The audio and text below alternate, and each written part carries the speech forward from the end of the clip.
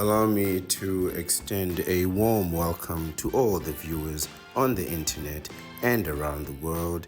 It is sunrise on YouTube, morning on Facebook, noon on Twitter, midday on Threads, afternoon on Twitch, sunset on Instagram, and evening on Rumble. I am your host, the Ancient One, the Bachelor Supreme, the Phantom Menace, he who remains, and the master of the deceptive arts. We are broadcasting live directly from the sanctum of solitude and the citadel at the end of time. Good evening, everyone. I am the Ancient One, the Bachelor Supreme, the Phantom Menace, he who remains, and I am the master of the deceptive arts. And today I wanted us to discuss the topic of irony. I wanted us to talk about the irony of life, the irony of legal matrimony in the dark dimension, the irony of parental responsibility, and the irony of parental burnout that follows that responsibility. Today I want us to look at the irony of dating, relationships, and the irony of the romance wars that you are all involved in. We'll not leave out the irony of the knee benders and the counterparts and the contrast that they provide, and the irony of the economy that quite frankly is hanging over your heads, crushing you while you're trying to maintain and handle all the responsibilities of bending that knee. How could we forget the irony of the bachelor life and those who have not yet received the salvation, those who have not yet frozen their sperm, and those who did not get a vasectomy? There is a sweet dose of irony that is waiting for you, along with a bitter aftertaste of reality that is just waiting around the corner for you to sample. And I, for one, cannot wait to point out this irony for you. So before we move on any further, let's take a moment to describe what actually irony really is. Now, irony is a word that has really many definitions, but the same kind of meaning in the end. So let's look at what those definitions add up to.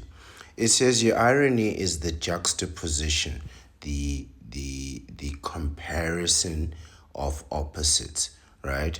The juxtaposition of what on the surface appears to be the case with what is actually or expected to be the case. So on the surface, things seem to be a certain way, but what lies beneath is something completely different.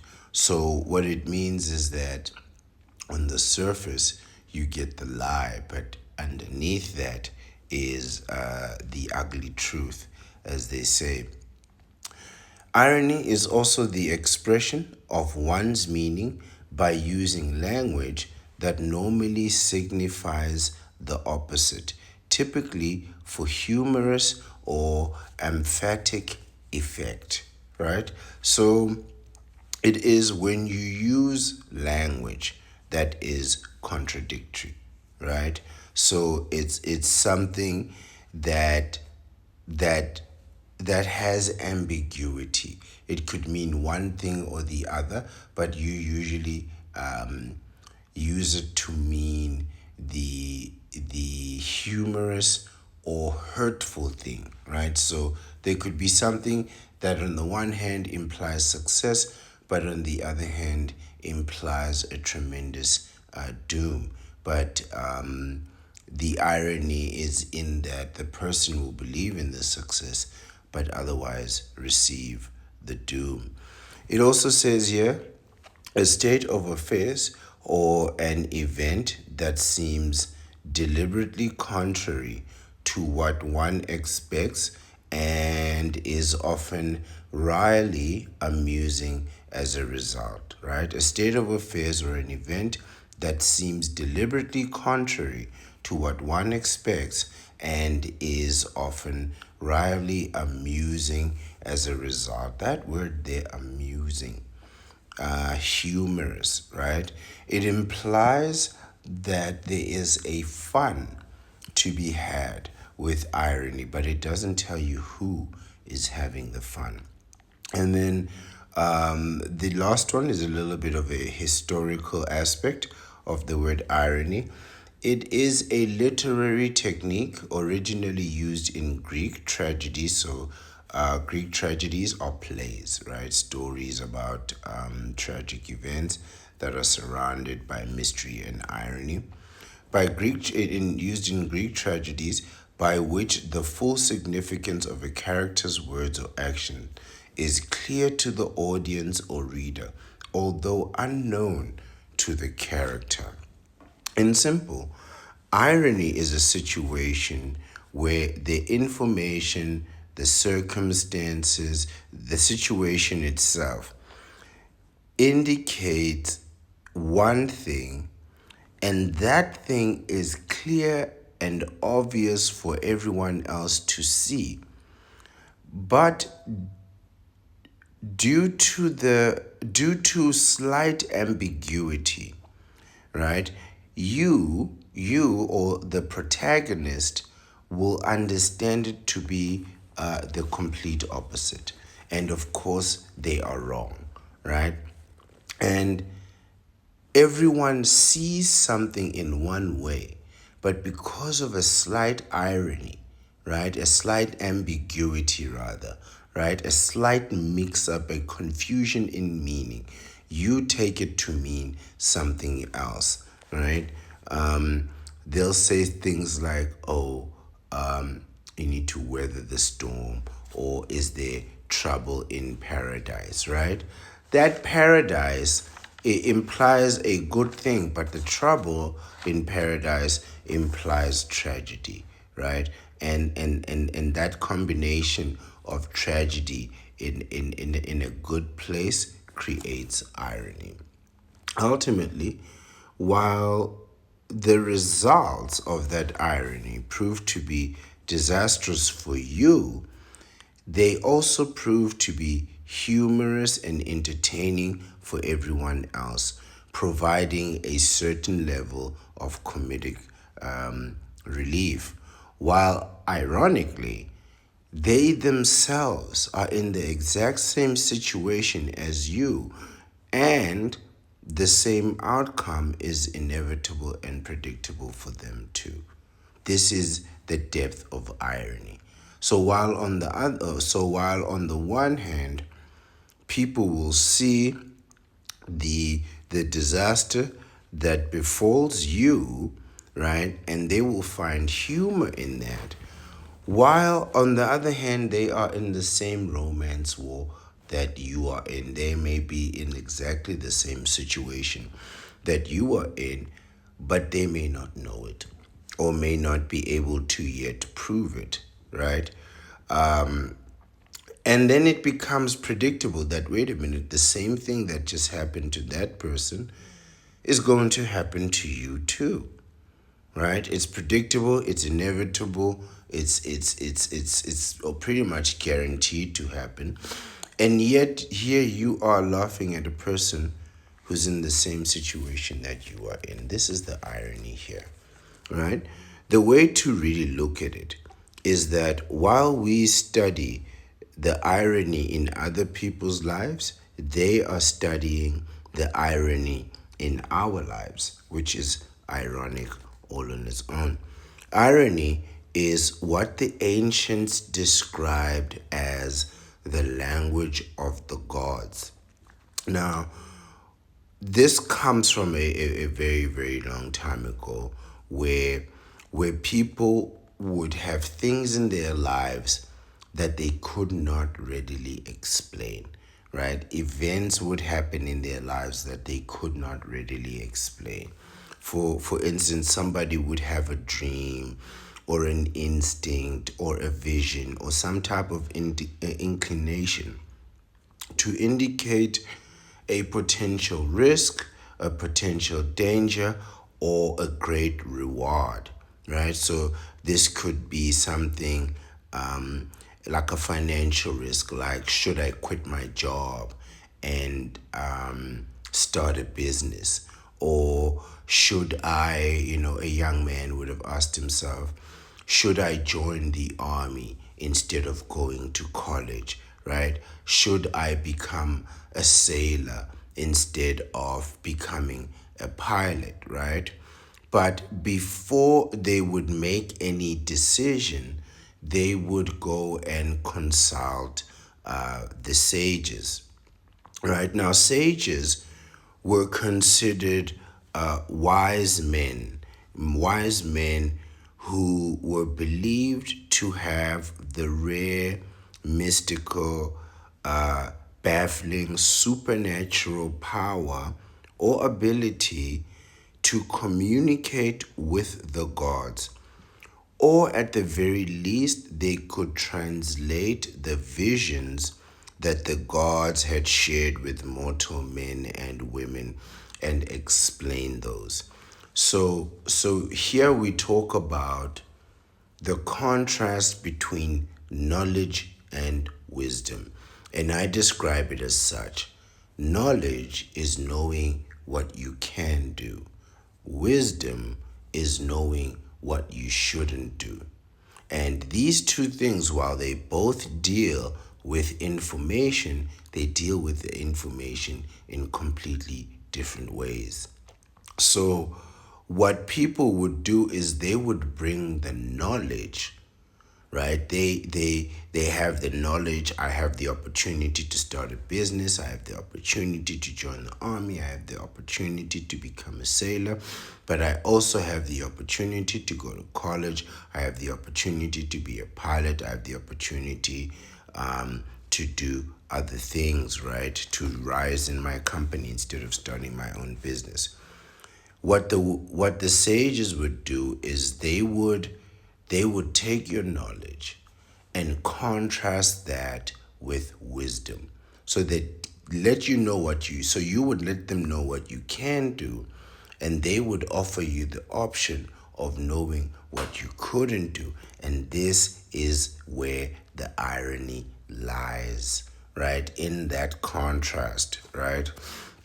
A man would see a sage before going to war, for example, saying he saw a towering warrior standing triumphant over a dying and defeated man, not realizing that that defeated man was you, and you were foreseeing your own demise. Another example is a man will visit a sage about a dream that a woman in his family was going to be pregnant and that his family was going to grow, right? He believed that this was his wife who was going to be with child, right? When in fact, the vision could just have easily been that of his teenage daughter. And instead of having another child to extend his family, he is going to become a young grandfather, right? So there are endless examples of irony, and Murphy's law, which is what today's edification is going to be about. This is what we're going to talk about today: the irony of Murphy's law. To me, Murphy's law is the epitome of irony. And as we look at some of the quotes, some of the popular quotes from Murphy's law, we're going to look at how these things can be seen in one way and how they could be seen in another way, and thereby demonstrating the irony. Murphy's law was coined by was coined, or rather named after an American aerospace engineer, Edward Aloysius Murphy. Aloysius, I think that's a Greek style name. Edward Aloysius Murphy Jr. Now, its exact origins are debated, but it is generally agreed that it originated from Edward Murphy and his team following a mishap during rocket sled tests sometime between 1948 and 1949, and was finalized and popularized by a testing project head John Stamp during a later press conference. Murphy's original quote was the precautionary design advice that if there are two or more ways to do something, and one of those results in catastrophe, then someone will do it that way. Think about that. That's Murphy's Law, right? If there are two or more ways to do something, and one of those ways results in catastrophe, then someone will do it in the way that leads to catastrophe.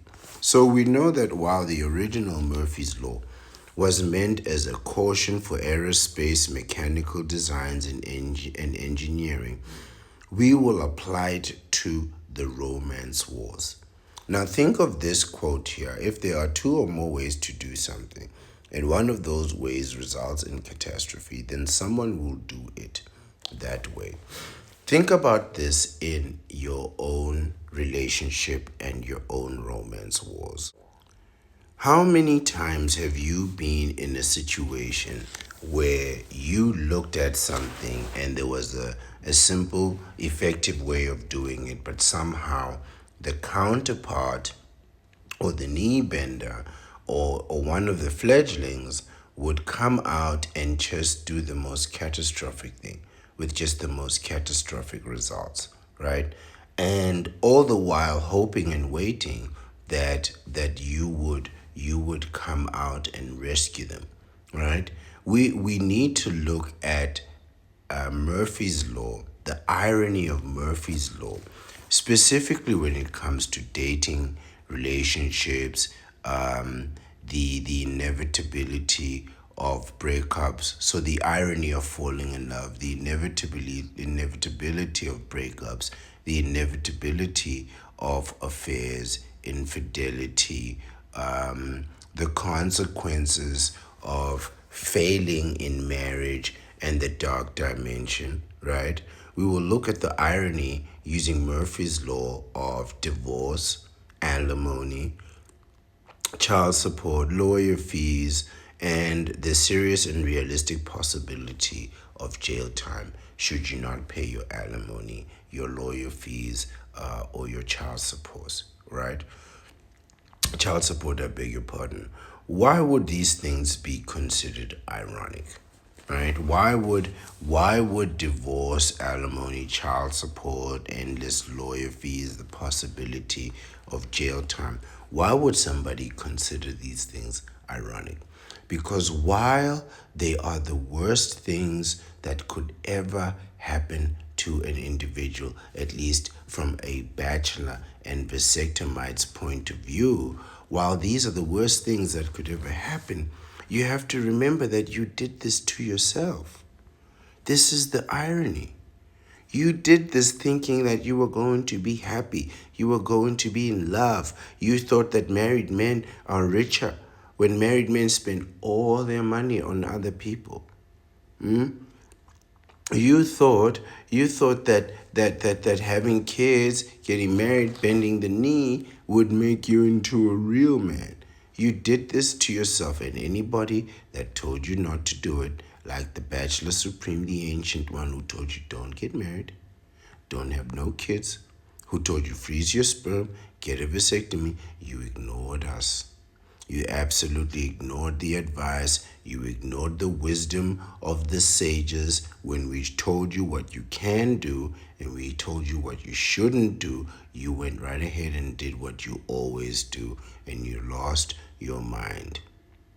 You did it to yourself. None of the things that have happened would have been possible without your agreement, your approval, and your participation. Just remember that. All the negative things that happen to you in life, many of them cannot happen without your participation and your approval. At least your approval to participate. You know, whatever the situation is, however bad it is in life, you can always get up and leave. You can always move to another town. You can always ask for a transfer if you're not okay in the town, the environment, the city that you're in. You can always go somewhere else. But the fact that you remain there is an indication of of agreement, I beg your pardon, approval, and willing participation. If you're not a willing participant, you just simply walk away from any circumstances. You do have an option to secure yourself from this inevitable and predictable outcome, but you don't, because you choose to have hope. You could choose to freeze your sperm, get a vasectomy before you engage in these romance wars, but you don't. You choose hope. And let's look at what hope actually really is. Because there are a lot of people who criticize hope, and I'm one of them. And I'd like you to know exactly what it is that we are criticizing when we criticize hope. Hope is defined as a faith, trust, or a belief and feeling of expectation and desire for a particular thing to happen or not happen. It is the faith, trust, and feeling of expectation and desire. That is what hope is. It's a wish. At best, it is a dream. The faith, trust, belief, and feeling of expectation and desire. That is wishing on a star. If there was ever such a thing, that is what hope is. A key characteristic of hope is a lack of proof or justifiable evidence. Right? There is no evidence to justify that trust, that faith, or that belief in the expectation or the desire. So you are hoping for something. That's like waking up one day and just hoping or wishing that somebody will give you $100 million. That somebody will just thrust upon you a fortune of $100 million for no reason. For absolutely no reason other than the fact that you were born. And I will assure you, nobody will give you a single cent, not a dime, not from a wish. Huh? The faith, trust, belief, and feeling of expectations and desire that something will happen or not happen. This is madness. Hope is nothing more than an extreme delusion. The idea that you can change reality with your mind, that you can wish something into existence. That is madness. That is the sheer definition of madness. The idea that you believe that your mind can affect and change reality or the reality of others. And hope, for those who know what it really is, hope is a dangerous thing. You've heard people say that many times. Hope is a dangerous thing. This is why. Because there you are sitting, wishing for something to happen. And the people you are wishing against, they are working, killing it, working, saving, advancing, saving, improving, saving, investing, saving. And they are, they are moving far ahead of all of you people with your hopes and dreams. You know, hope is a very dangerous thing because you are wishing, you are dreaming for an outcome without having taken any action to ensure that that outcome transpires and occurs. Remember, action is the only power that can affect and change reality. Action is the only power that can affect and change reality. And even still, there is always an element of irony at play. You could do you could do everything right, and we've seen it all the time. Husbands are just killing it. There was a time when men were bad husbands and were criticized for being bad husbands. But that was a long, long time ago, generations ago. Currently, men have improved as husbands, as fathers, as academics. Men are socially active. Most men have really achieved the level of gentlemen. Knee benders actually have really achieved the level of gentlemen in a sophisticated way. Like I always say that knee benders can be some very accomplished, capable professional people. It's just that they made terrible decisions in their private lives.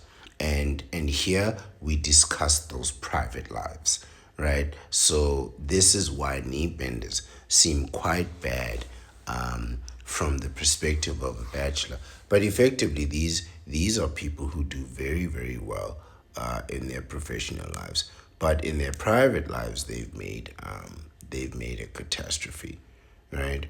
And and and what we are seeing now is a situation where the success of that they have in their business, they bring the same attitude to their work. So they are helping with the chores, they are paying for the bills, they are trying to be intimate, they are supportive of the kids, they do provide leadership and guidance, and still get divorced.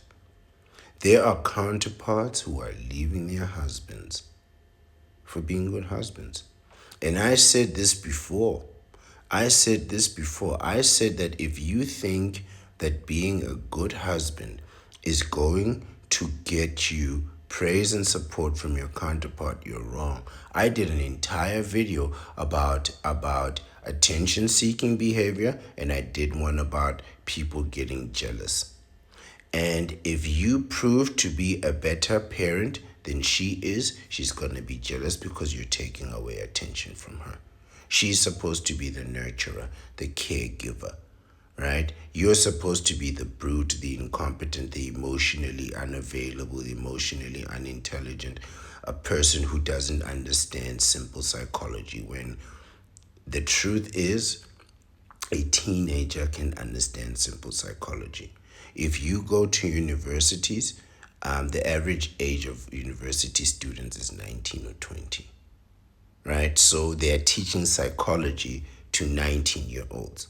So, yes, an adult can absolutely understand simple psychology with no problems. If you can read the words on the paper and understand them, you can understand psychology, right? It's really not that difficult.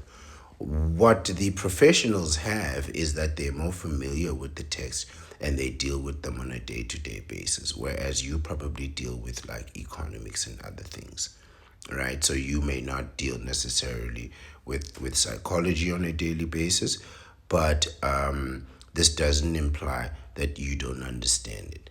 And a lot of men have studied these, successfully understood it, and they imply these useful tactics in their lives, with their families, with their kids, and they become very, very successful. But the problem is with that success, being a good father, being an active father, being an available father, being known for this, is that she is now not known for being the great mother. So what she will then do is she will sabotage you. She will sabotage your relationship. She will sabotage your relationship with your kids. She will sabotage your success in order for you to look bad so that she can look good. And if that doesn't work, she'll just divorce you and say that it was her happiness that was being affected. When what she's actually saying is that you took away attention from her, right? You took away attention from her being a good mother. She's supposed to be the good, nurturing parent, not you. This is the irony of it here, right? You are making your wife look bad by being a good parent. And so you can do all the right things and still fail. And that is the irony of it all. And I said it before, the winning move is not to play the game. And even that has some irony to it, right? And you see it all the time. You see it all the time. The irony of this, right? You'll see, for example, a great guy, a great husband get divorced because he makes his wife look bad and didn't even know he was making her look bad. Every time you're standing there giving your wife a compliment and she responds in a snarky way, people see that and she looks bad while you're standing there being looking good, right? And she can't stand that, right? So she'll divorce you, right? Thinking that, well, now I don't have to be under this guy's shadow anymore. Number one, which women hate, right? Because she loves attention. So when she's in a committed marriage, she's under somebody's shadow. And if you keep outshining her, she's not going to like that. She'd rather be with a loser that she can outshine, but she won't be able to even outshine that loser. So eventually she leaves you, right? Divorces you, thinking that at least she'll keep the house, she'll get the car, she'll get the kids, she'll get the alimony, she'll get child support. Maybe she'll work a little bit, make some money of her own, get a new man, he'll add some money, and she'll be able to, pull together a living. The irony is that she leaves expecting all these things and ends up homeless anyway. She ends up with lawyer fees. And if she's making more money, she ends up having to pay you, the man, alimony. She ends up having to pay the man child support. Now, that is an irony that a lot of counterparts are not expecting. And it is a realistic thing that can happen. I mean, you see the single mother who expecting child support just to find out that she actually makes more money than the man and now she must pay him child support, even though she's the primary caregiver. It's like just the biggest irony. The fact that the kid spends weekends over there, she has to pay for those weekends, right? And you're not prepared for that. Men are prepared for this difficulty. Oh, I'm going to be put on alimony and child support, if I get married. And men have to think about that every day. But the counterpart doesn't. She never expects to be put on alimony and child support until she gets put on alimony and child support. How about this recent issue of this man who wanted to spend his whole life wanting to be a father and a husband, and eventually he got married to a woman that he thought was going to be, the nurturer, the caregiver, right? Just to find out that the three kids that he's been raising, working for, paying bills for, supporting when they're sick, providing skills, knowledge, wisdom, resources, his efficacy, his power, giving all of that to these kids just to find out that these three kids weren't his. In fact, those three kids had three different fathers, all conceived within his marriage. Isn't that ironic? Like before she got married, she had no kids with these other men. And as soon as she got married to this man, she didn't have kids with him. She went ahead and had kids with every other man. Isn't that just ironic? It's ironic for everybody involved because these three men, should this man, the story ended in catastrophe and violence, of course. But should this man have just divorced and walked away and found a way to have this situation equalized in terms of, look, I'm raising these kids for these men. They should be paying me child support. And I don't see how that's not a possible realistic realistic outcome. I think it's just never been tried before. But I can't see why a man whose counterpart had an affair and has children with another man, why they cannot put that other man on child support. It's your child. I mean, it's one thing to say, okay, the married man has kids and you're having kids within your marriage. Okay, that's one thing. But surely, as the biological father who is living, breathing, working, capable, surely there's a way that the system can hold you accountable too, right? If they can hold a man who's not married to pay child support, let's say you're not married, and your counterpart, the infamous baby mama, is dating and married to somebody else, they can still put you in child support. Right? She can put you on child support and get married and keep the child support. There's no reason they can't put you on child support while she's married, in my imagination, you know. And a lot of guys think that they, like in this situation, they may believe that they've circumvented the law, but you know, the law is a funny thing. The law can be very ambiguous. It's a double-edged sword. It cuts both ways. There's no reason why this can't be a possibility.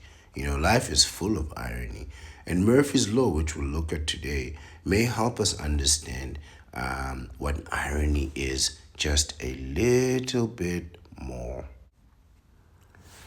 So, Murphy's Law, written by rather originated by Edward Aloysius Murphy Jr. That's how you spell Aloysius. It's I mean, this was originated in 1949. So you can assume that maybe he was born in like 1905 or 1910. So Aloysius is really a name for time long gone, long gone. This information was found on the website members.tripod.com.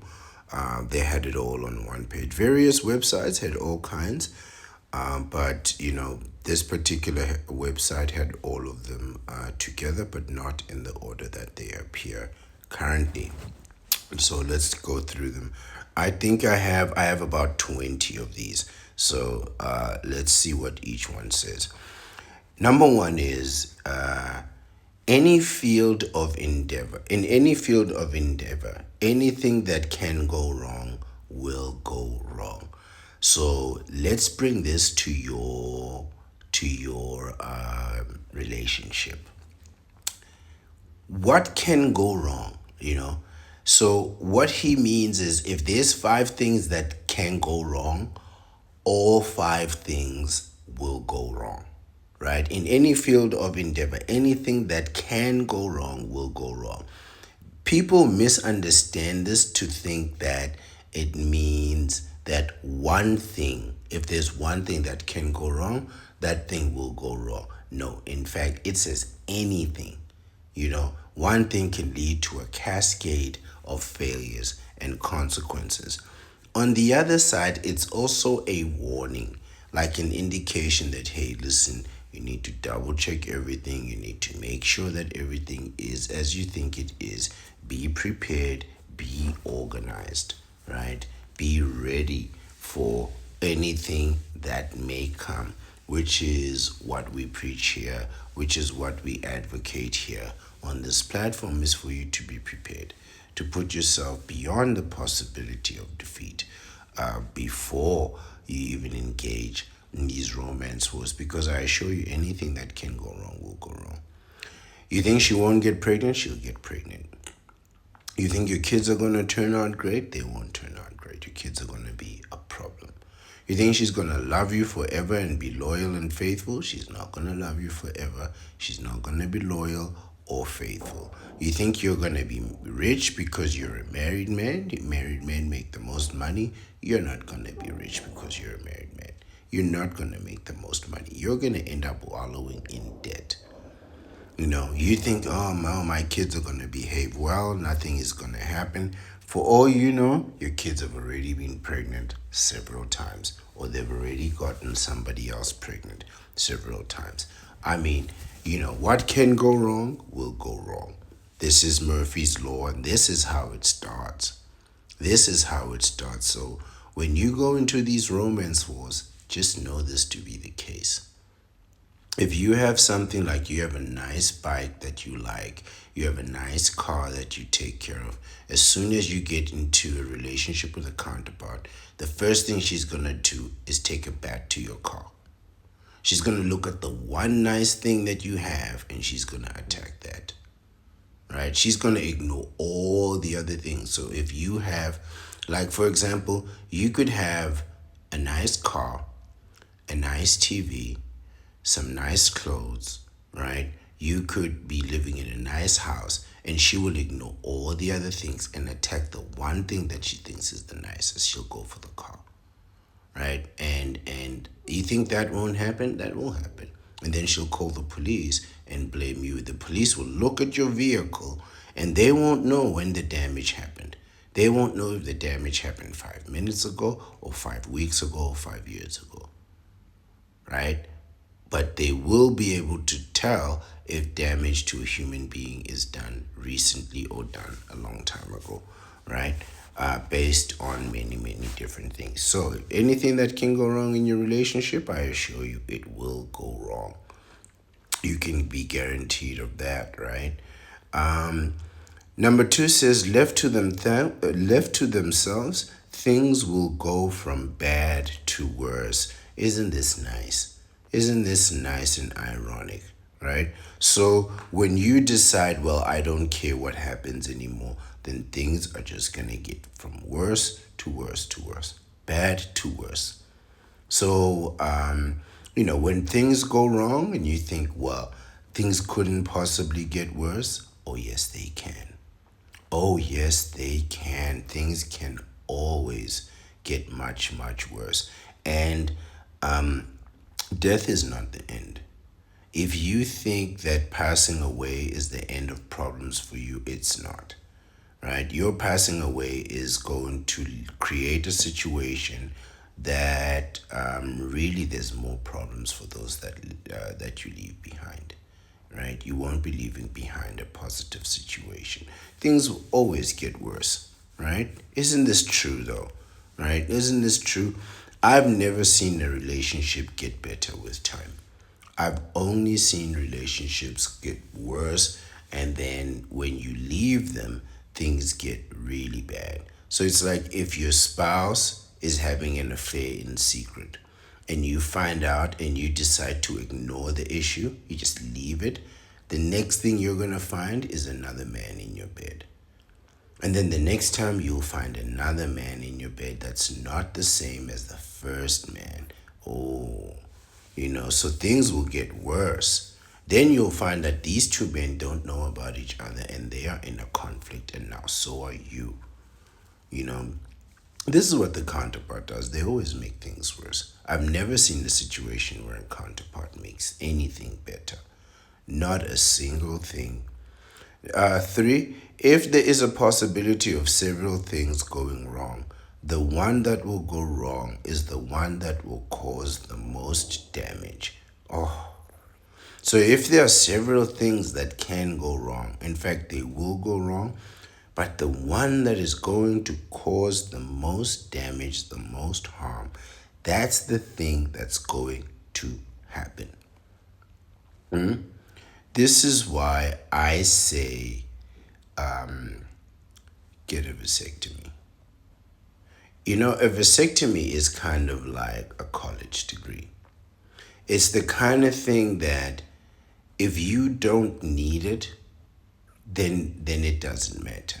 But when you do need it, then it matters a lot.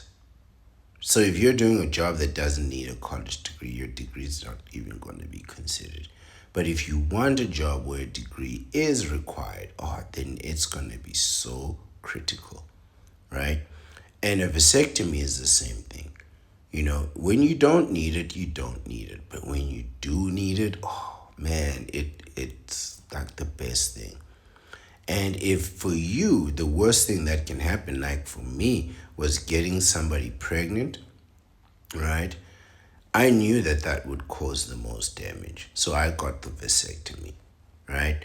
But for many men, this is the worst thing that can happen to you, and you are hoping your only strategy against Murphy's law is a hope, is a wish, and you are wishing that she won't get pregnant, and she will, you know, and you are wishing that the baby is yours and it's not, and you're wishing that you can just walk away, but you can't. They're going to put you on child support, right? It's always going to be the thing that causes the most damage that is bound to happen. Number four says if there's more than one way to do a job, and one of those ways will result in disaster, then somebody will do it that way. We talked about this already, right? We talked about the fact that, if there's a catastrophe to be had, it's usually going to be found at the feet of the counterpart. It's always going to start at the feet of the counterpart. And the reason why their catastrophes will affect you is because you're trying to prevent them. So you're standing in the way of all these things affecting her and hurting her. When what you want to do is you want to move out the way, right? There's a point where even their fathers move out of the way. They just realize, man, there's nothing I can do. When I say left, she says right. When I say up, she says down. And whatever problems she faces, she cries and blames somebody else for it. It becomes unmanageable. It really becomes unmanageable, right? But you can always be sure that the counterpart is always going to choose the most disastrous ways. The most disastrous way. Like the way to do it is to get married and then have kids, so they say, right? So they say, I mean, don't get married. This is my advice. But if you are, that's the way they say you should do it. The counterpart is done it completely the opposite way. She'll have kids with 4 or 5 people and then go look for a husband to help raise another man's child while not demanding any commitment from the man with whom she already has a child. You've seen that, right? Like they want nothing to do with the man that they have a child with, but they're looking for somebody completely new that they don't know at all to come in and raise these kids. It's like you want a complete stranger to come raise your children when the father is right there. Yes, that's literally what they want. Doesn't that just sound like catastrophe waiting to happen? And then it says here, if anything seems to be going well, you have obviously overlooked something. Yes, especially for you knee benders. If things start going well in your life as a knee bender, you know you've overlooked something. As a vasectomite, it's completely different. I already froze my sperm and got a vasectomy. Things go well. I can ride that wave until that wave dies down. Then I can swim to shore and wait for the next wave, the next tide to come in. But for you, if the wave just seems to be going on and on forever and ever, never ending rising wave, then that means you're lost at sea. The only place where the waves are endless, and not even at sea, the only place where the waves are endless is when there's a storm, a wild storm out at sea. But most places, the waves do come down eventually, and then they build up again. So if you're constantly riding high waves, that means you are lost at sea. You've overlooked something. Relationship starts going well. Your counterpart starts being supportive and loving, right? Things start looking good. Your kids aren't no complaints at school. If there's no complaints at school with your kids, it means they haven't been to school. Just remember that. So if teaching, like it's a difficult thing, I can imagine, to educate kids. So, if your kid is being educated, that means they're having struggles, they're growing, they're facing challenges. So if there's no news at all, like not even any bad news about your child at school, it means that your child isn't going to school.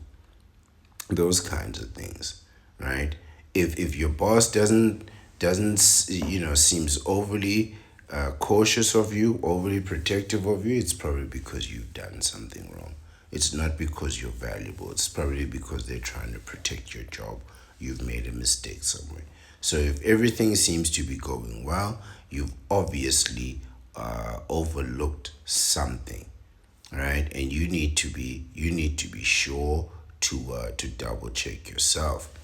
Number six says if it seems to be too good to be true, it probably is. This is a legendary one, right? So if your relationship seems to be going very well, if you've met a woman, she's the love of your life, your dream come true.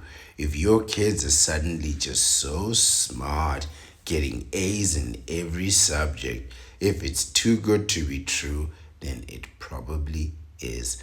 You've overlooked something. Something is going wrong, right? Something is a lie. In this world, nothing is perfect. Not the trees, not the waves, not the sea, not the ocean, not the clouds. Nothing is perfect. And if it seems perfect, if it appears perfect, then it is not real, right? If it's too good to be true, it probably is. And this is true for your relationships and everyone that you know.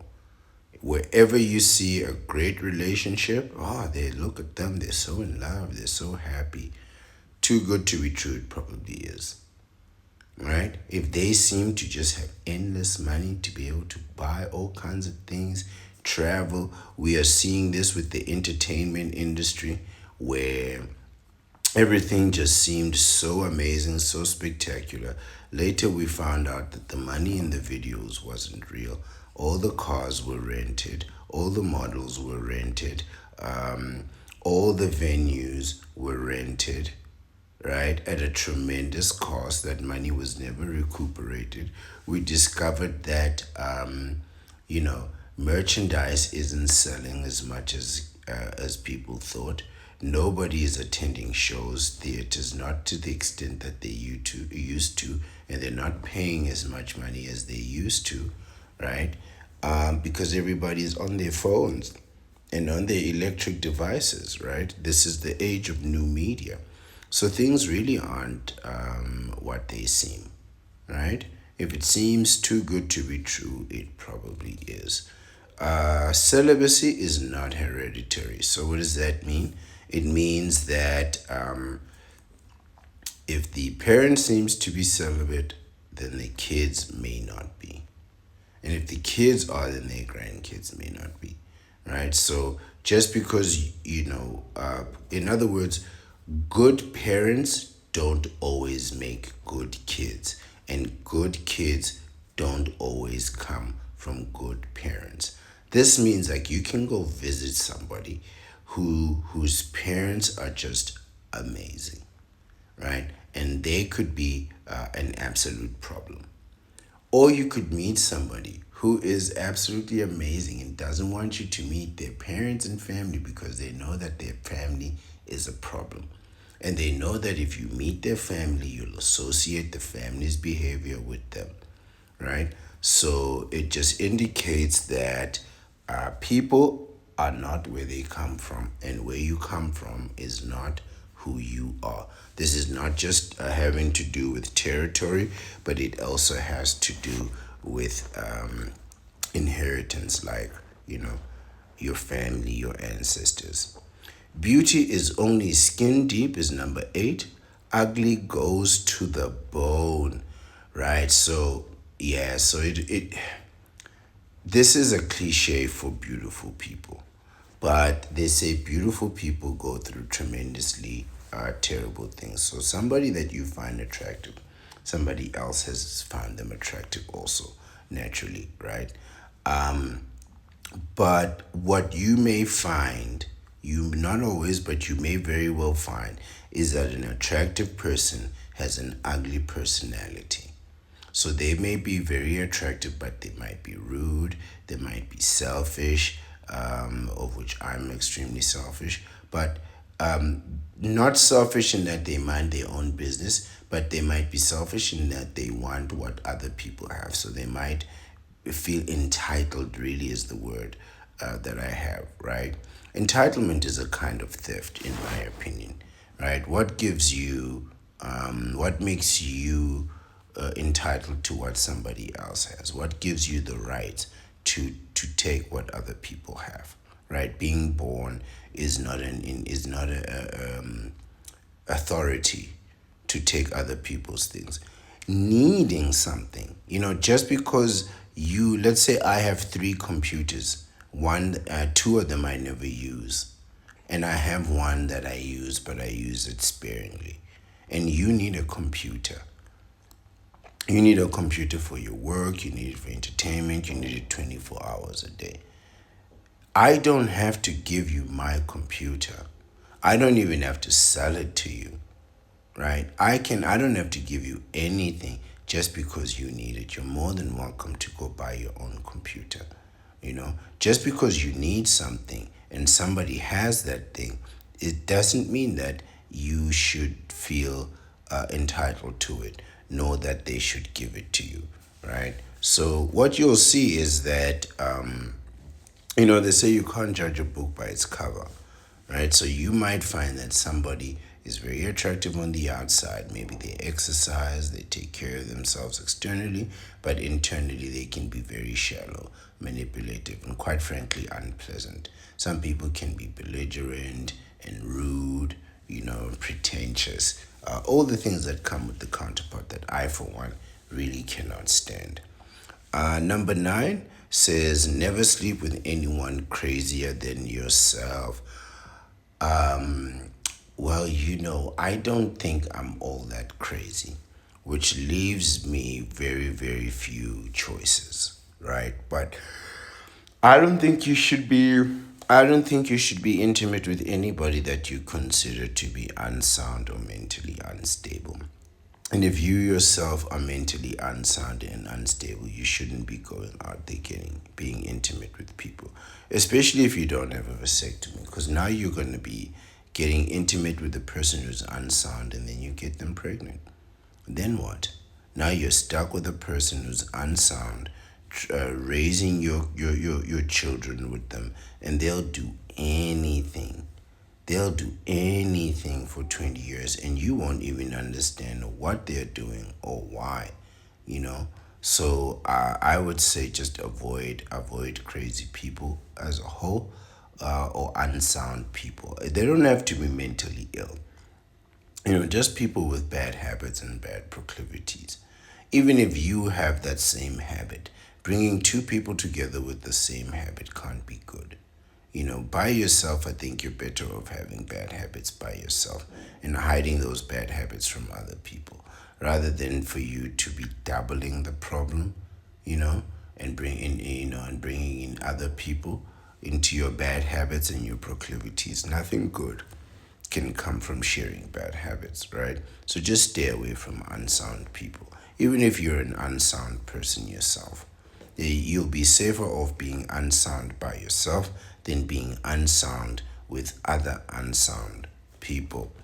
Number 10, friends come and go, but enemies accumulate. This is ironic. This is ironic because many of your enemies, I would assume, are people who either considered them your friends at some point or wanted to be your friends at some point. It's very rare where a complete stranger with no association to you, so you don't know them, you don't work in the same place, you don't frequent the same areas, you don't go to the same, restaurants, theaters, bars, and so on, right? It's very rare that somebody will actually dislike you without any prior reason, right? So somebody may have convinced them to dislike you or whatever the scenario is. Now, people can dislike you really just by not liking the way you look, right? So if you're a fit person, people who are unfit, they will dislike you. And people who are trying to be fit or are not as fit as you, they will dislike that. Right? So, jealousy can play a part in that kind of situation. But also think that how many of your friends actually stayed friends? How many of your friends did you never get into arguments with, conflicts with? As for men, how many of your friends have never ever tried to be intimate with your partner? Or how many of your partners have never tried to be intimate with one of your friends? Right? It's always the case, right? It's always the people you know that will betray you, right?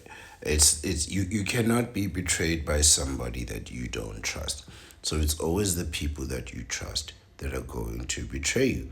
So it's always the people that friends become enemies. Effectively, that's what I'm trying to say, is that your friends will become your enemies. And what will happen is you'll have fewer and fewer friends, and more enemies will grow until eventually you just become like me. You just stop trying to make friends. Right? People ask me, well, how can you live a life with no friends at all? Because all my friends became my enemies. Some of my best friends, some of my best friends who were as close as brothers, even if you could believe such a thing, have since become like mortal enemies, either through betrayal or perceived betrayal or some type of mistrust. But effectively, even decades and decades later, just dealing with them would simply mean that we have to pick up where we left off.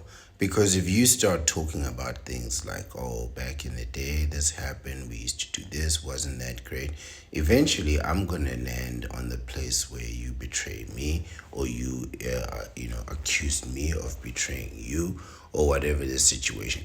I'm not going to just dwell on the good times and ignore the issue. I'm all about the details. So that could be a problem. So making friends, sure, when you're young, I guess it might work. But when you get older, you just realize that all those friends are just nothing more than competitors and potential enemies. Our next one, number 11, says things always take longer and are much harder than you think. I'll give you a situation where this is true for me. When I was still a young student at university, there were courses, including psychology, where people will tell you that it's actually quite easy. Now, I mentioned this earlier on. The words themselves are easy enough to understand. You can read them and understand them, but you need to read them, right? And psychology books are tremendously heavy, big, cumbersome, compact, and full books, almost 1,000 pages worth of information, right? With diagrams and illustrations and statistics and definitions and all kinds of things. So when people tell you that, oh, this is easy, right, you might be inclined to think that you can get by with just your natural understanding of things, and you will not. You do need to get into the details and study and read, right? And I was one of those people who was told that things were easy, and I believed them. And I went into that with that same attitude, and it nearly cost me a lot. Fortunately, I'm a person who, like I said, I'm all about the details. So the more I started to read and study and gain information, the more I realized how much information there was to gain. And then I realized how little of that information the people who said it was easy actually had. So the people who said it was easy had no information. They didn't even know what they were talking about. It was their opinion based on absolutely nothing. It was a hope, right? It was the dream, right? The wish that something would be with no evidence, right? When the evidence, quite frankly, pointed in another direction. The psychology textbook was by far the biggest textbook in the whole pile. It was bigger than economics and all other kinds of things. It was a massive textbook, right? And people would say it was easy. And you look at the size of that textbook, and you can see that there's a mountain of work waiting in front of you. So yes, I know this to be true for myself. Things always take longer and are much more difficult than you think. Right? So don't be lazy, especially these relationships. These relationships are difficult. It is difficult dealing with these people. This is what they don't tell you. It's not pleasurable. I've had no fun with counterparts. The little bit of fun that I had with counterparts did not justify the amount of effort and labor and resources and knowledge and skills and support that you have to, and work that you have to keep putting into this person with receiving absolutely nothing. And a lot of men know this. So men who've had women, they don't want them. And men who've never had women, they will do anything to get one. And as soon as you get one, it's really like, why? All that for this? And you just don't get why. You really just don't get why. And you won't. Because it's much harder than you think. And anyone that tells you these things are easy is lying to you. And if they tell you that it's worth it, they are lying to you. These are men who haven't had women. If you listen very carefully, the men who've actually had women in their lives, these are men who were married and divorced. These are men who've dated and had relationships, mid-term, long-term, short-term relationships, all kinds. In the end, they all tell you the same thing. You go in there expecting to get something and you get nothing. I mean, it's one thing for you to not get as much as you expect, or to not get, oh, I got something different. No, you get nothing. And you won't understand that until you're in it. And you can say, but how come these relationships keep lasting and surviving, but the man is not getting nothing? That's because he's paying. You understand what I'm saying? He's paying for the lights, he's paying for the water, he's paying for the house, he's paying the bills. He's the one that keeps the thing going. But he is not getting paid. Do you understand? He's not receiving anything in return. He is just keeping the thing going. And when he stops, then he stops losing money. The only thing that happens is when you stop funding these relationships, this romance war, you just stop losing money. But you don't get that money back. You don't get that time back. You really get nothing in return. It says anything you try to fix will take longer and cost more than a replacement. Oh, that's a good one. You ever try to fix a relationship instead of just leaving the person and starting a new one? Every time you try to fix a relationship, it takes longer and it costs more than what it would have been the case for you to just get a replacement. Especially as a man. Listen, as a man, if you're just paying bills for people, what difference does it make who you pay the bills for? You can pay for this one and you can pay for that one. Right? But if you're with a counterpart who's just nothing but problems, eventually what you're gonna find that a replacement is probably better than trying to keep this thing going, trying to keep this thing alive. This is a very good one. 13 says a shortcut is the longest distance between 2 points. Oh, so much irony there.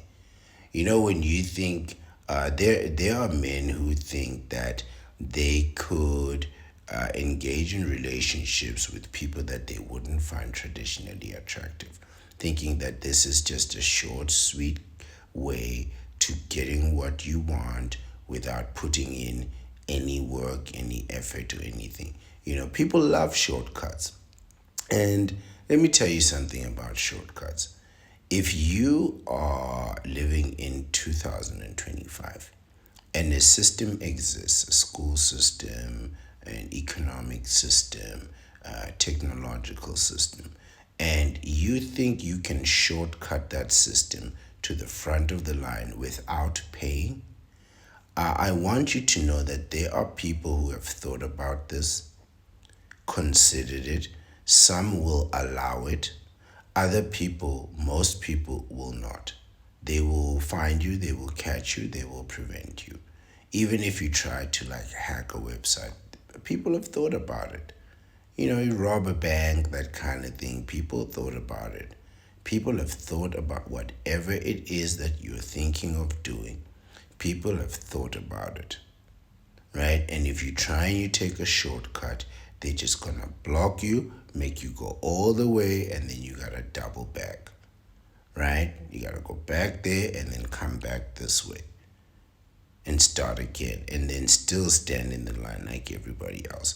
Really, it's a shortcut is always the longest distance between 2 points. I've tried this, with my own driving. I was in the mall one time, and it was night, so I couldn't see very clearly where the barriers and things were. So I wanted to go to the other side of the mall, but I had to leave the parking area where I was to go to another to another parking to the parking area just adjacent. It was like right next to. But to get there, you have to go around, exit this area, and then enter the other parking area so you can have access to a different entrance to the mall. I, my inclination was just to drive straight across, even though I knew better. And eventually, I hit the barrier that I thought I would. It was a very low barrier, difficult to see at night, but I could see it with the lights on. And eventually, I got to that barrier and I had to, go back around. Just to turn around, just to get my car to face in the right direction, required so much more effort than it would have had I just gone straight out the correct way. Just the turning of the car really took me the amount of time it would have taken me to make the whole transition. So consider that it was more than triple the amount of time.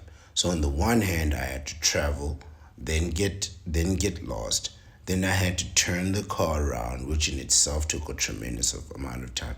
Then I had to drive all the way back to where I had been parked, drive past that, leave the area, then only I could go to the area where I wanted to go to, and then get there and then still have to look for parking, right? So yes, a shortcut is easily the longest distance between 2 points. Just follow the path as it's laid out, right? Another thing is, for people who like traveling, there are people who like to go off the beaten path, to go and discover something new. And all you do is you leave commercial areas, tourism areas, and you go into residential areas.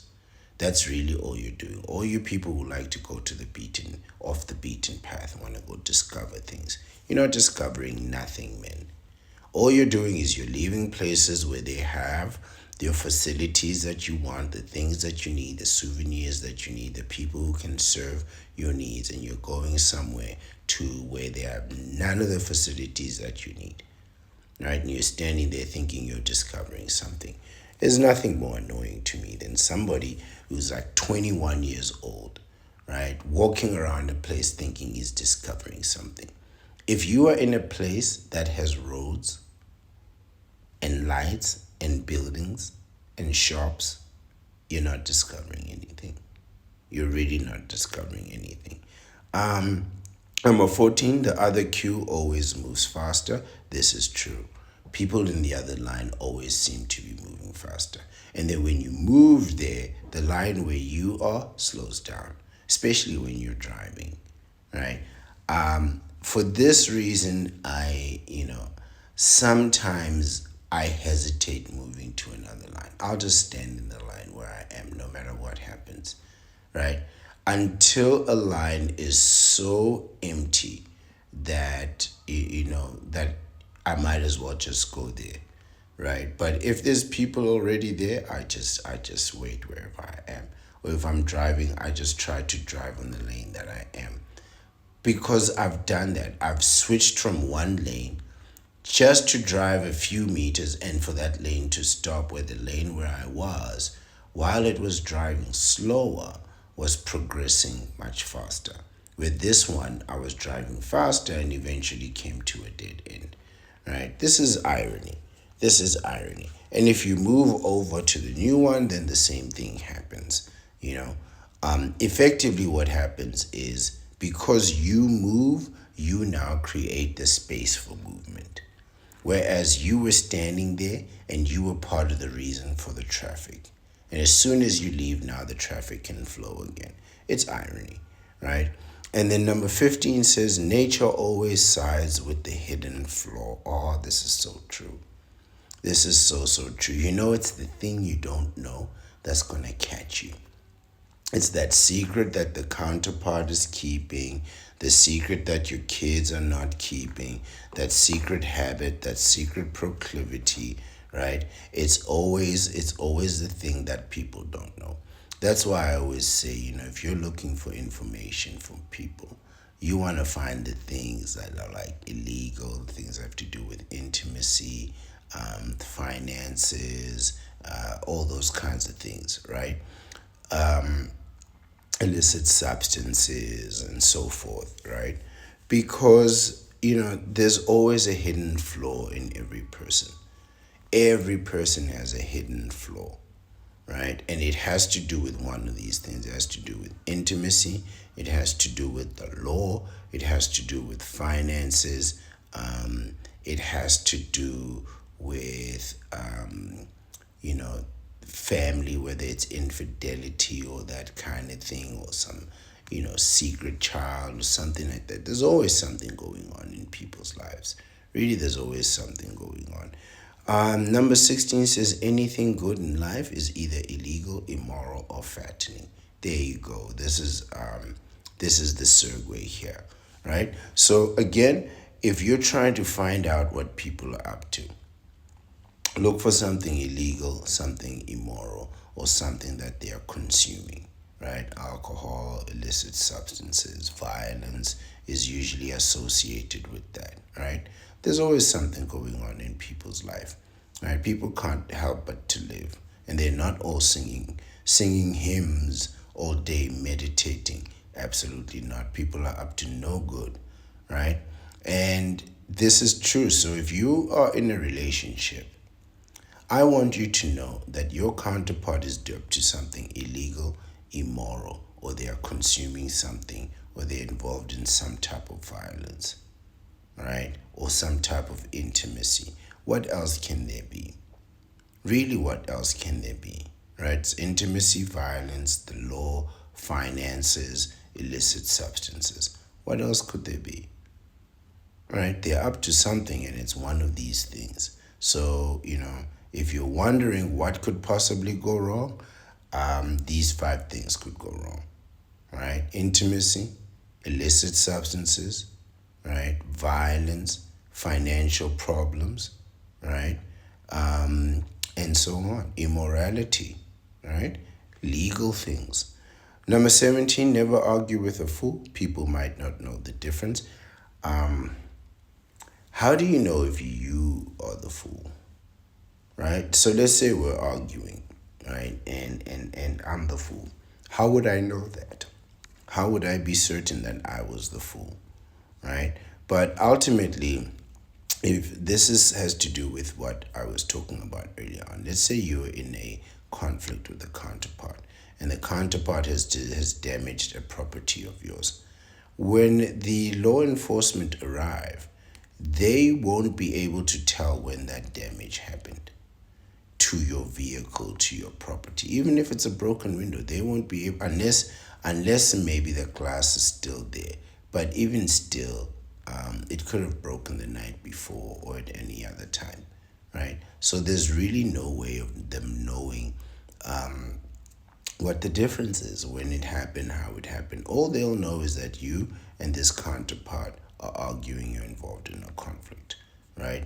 But if you are involved in an argument or in a conflict, just know that most people can't tell who's right and who's wrong, right? You can make your statement and then walk away. This is the best that you have, and hope that people are convinced. And if they're not, well, it is what it is. I know this for certain. If I start arguing with people over a vasectomy, the only thing I'll do is just repeat my statement over and over. Freeze your sperm, get a vasectomy. Freeze your sperm, get a vasectomy. Right? This is my position. This is the hill on which I die. So I can't now. So even if I'm completely wrong, proven completely wrong, for me, in order to make that transition, I have to first admit that I'm wrong over several encounters, and then make the transition, right? But their people will know the difference. But otherwise, I'm just going to be arguing my point of view, you know, and most people won't really know who's right or who's wrong. Especially if I'm just standing there, freeze your sperm, get a vasectomy, freeze sperm, get a vasectomy, without any context, without mentioning that, well, 99% of women are on birth control anyway, which is pretty much the whole, population of women.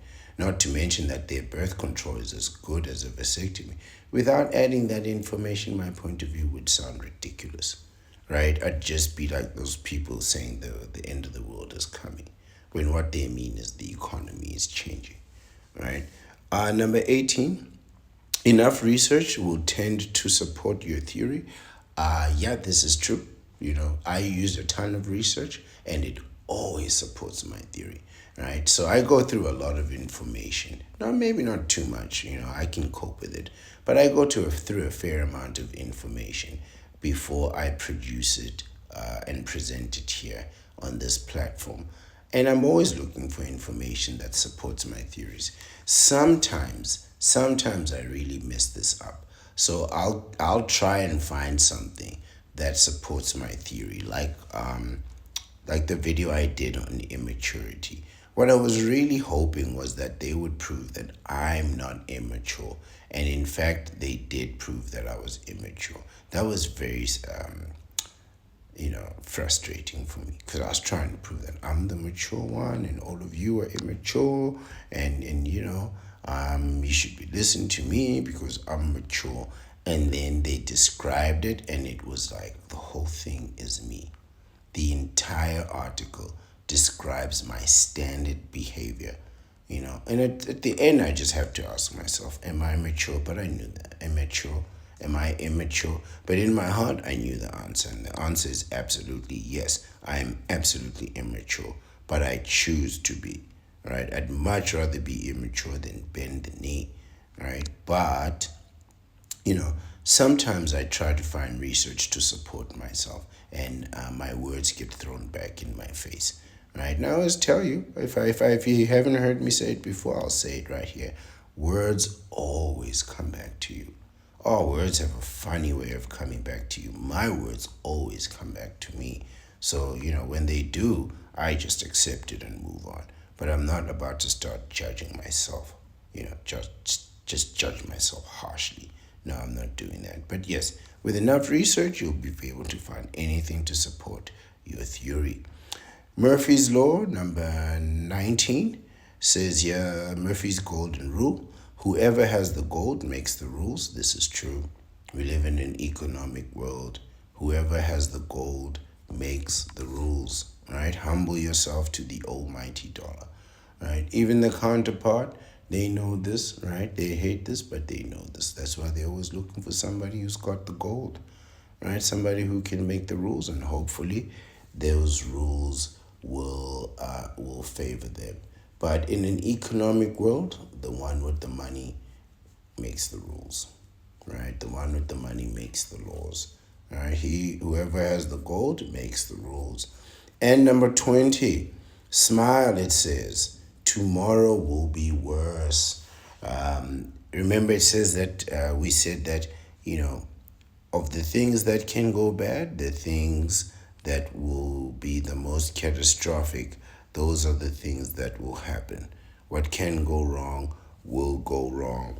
And Murphy's Law concludes here by saying, smile because tomorrow will be worse. If you think your relationship will not get worse, I assure you it will.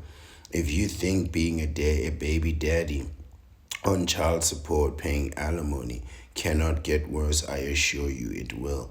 Wait until your kids start having kids. If you think your responsibility to these children ends when they turn 18 or 19 or they finish college and so forth, then you are sorely mistaken. You are sorely mistaken. Wait till your kids start having kids. Wait till you start being a grandparent, having to babysit, having to raise somebody else's kids. Oh, you won't be ready for that. You really won't be ready for that. And it's gonna be forever. This whole family situation, you are in it for the rest of your life and even after. And even after, you're still in it. You're still involved. There's no way out of it. And by the way, as a man, you can have kids all the way to your 80s and 90s. Right? So if you think that, I'm in my 60s, it's over, no, it never ends. It really never ends. That's why you need to freeze your sperm and get a vasectomy. Because this is the type of irony that I see with men who don't have vasectomies, right? This is the type of irony that I see. I see that things get worse, right? I see honestly that there is a beauty there, but that the ugliness goes right to the bone, right? I see people being intimate with people that are crazier than themselves. I see your friends turning into your enemies, right? People that you love starting to despise you and never ending. If you don't believe me, there are children who go years never speaking to their families, never speaking to their loved ones, never speaking to their fathers, right? The people that are meant to love you. It's all ironic, isn't it?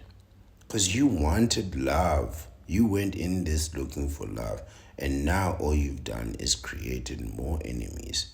Your enemies have accumulated while your friends have diminished. The people that were supposed to love you, they really can't stand you. And you can't stand them. How ironic is that? I think that's very, very ironic. This is the epitome of irony. And if you don't want to be affected by this type of irony, I suggest you freeze your sperm and you get a vasectomy before you get into these romance wars and have to deal with some of Murphy's laws. But this is the end of the video. I hope you found this interesting. At the very least, please go check out Murphy's Law. It's very interesting. Try see if you can apply some of these into your own existence and see if they will apply. I think almost every single one of them will apply to human existence, right? But this is again the end of the video, and I really appreciate your time and your attention, and I always will. I am the Ancient One, the Bachelor Supreme, and I'm wishing you a wonderful day.